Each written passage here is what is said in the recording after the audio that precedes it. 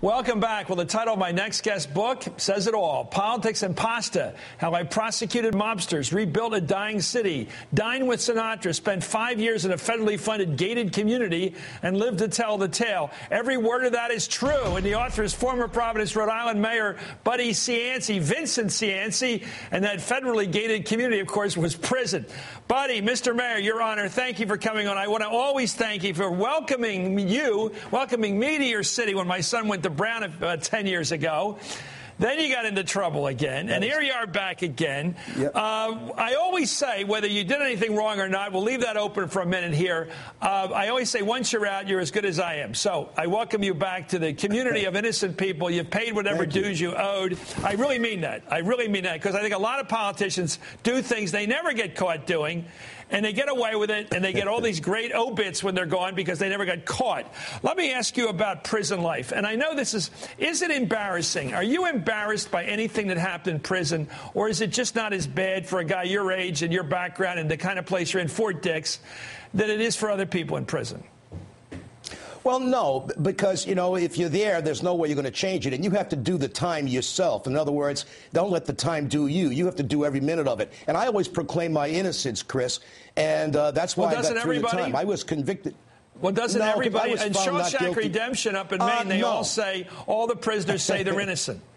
Morgan Freeman said that. Well, that might be true. I never was there. I never was in the movie either. But I can tell you this, that I was indicted, I think, 27 charges, and to sit there and listen to 26 not guilties, and then have one guilty of a conspiracy to commit a RICO that I was found not guilty of. So that kind of helps you get through it a little bit, because you know deep down that you didn't really do what they said you did. But I can tell you that I went to prison, and I tried my best to get through the time. I was able to read like 400 books when I was in prison, and I met some interesting characters, and they're the subject of some of the stuff in the book here. But how was I treated in prison? Never had any problems there. The warden wasn't exactly a cruise director on the QE2, and the food wasn't exactly from Le Cirque in New York, But I can tell you without any hesitation that it's doable. And you just have to put your mind to it and say, hey, listen, you've been through other things, and you can get through this, and you have to find some humor in things. That's what I did.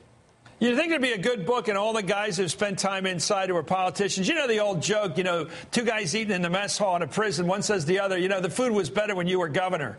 I'm sure it's not as funny to you as it is to me. But is there? Right. Did they treat you different for being a pal? Did everybody know you? Everybody knew you up there, obviously, or did you in Fort Dix? Yeah, did they say, "Oh, he's a big shot"? How's it feel to be one of us now? Did they treat you? Did they give you a little rubbing or ribbing because you were a pal? No, not at all. As a matter of fact, one of the things I had going for me, I was a little older than most of the prisoners in there, and there's a lot of respect in prison. And as long as you respect other people, they'll respect you. And that's the important thing. You don't invade their space. Don't go sit in their bunk. Don't get deep into their personal life. Just do your job and respect them, and you'll find out that you get along very well. I got along very well. I didn't have any problems at all when I was in prison. I'll tell you, did they treat me differently? Yeah, when I first got there, because I was a high-profile prisoner, they made sure I had a job that everybody would see me work at, was working in the kitchen, doing pots and pans and scrubbing the floor. You mean they didn't give any special? You didn't get any easy job then? Okay. Mr. Mayor, I have always been impressed by the fact you went back after you had the trouble before and built up Providence into a real city, a real downtown area. It didn't have much before you made it something. Instead of putting you in the can, I would have sent you to Worcester and said, fix that city, then you're free. Anyway, that's the way. That would be true justice. I worry about your part of the country. I worry about Rhode Island. I have a friend up there, Pat Sullivan. I talk to him all the time. There's unemployment. There's housing values dying. I worry about our economy. Is there anything we can do to create opportunities and job development in those older parts of the country that seem to be, I hate to use the word, dying? Well, we were faced with that kind of problem when I got elected first in 1974. That was a long time ago. And, I looked at that mayoralty as being almost a social worker. Then we became risk takers later on, and then entrepreneurs. You got to create jobs, and the only way to create jobs is to really get involved in making sure that the workforce is capable of doing the kind of jobs that are available today or can be available. In my city, we're trying to build up biotech and trying to build up the new economy in the knowledge district. But I think what really has to happen is we we need to look at it more long term. We're not educating kids the way we ought to educate them, and so when jobs do come available, they're not ready for them.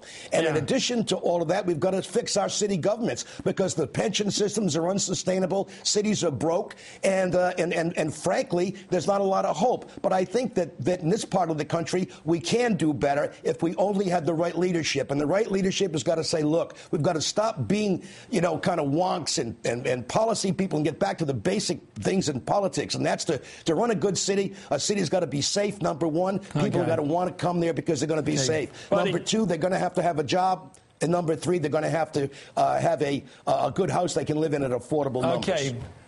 Great luck. Best of luck to you, sir, getting back on your feet. Best of luck with the book, Politics and Pasta. You're a smart guy.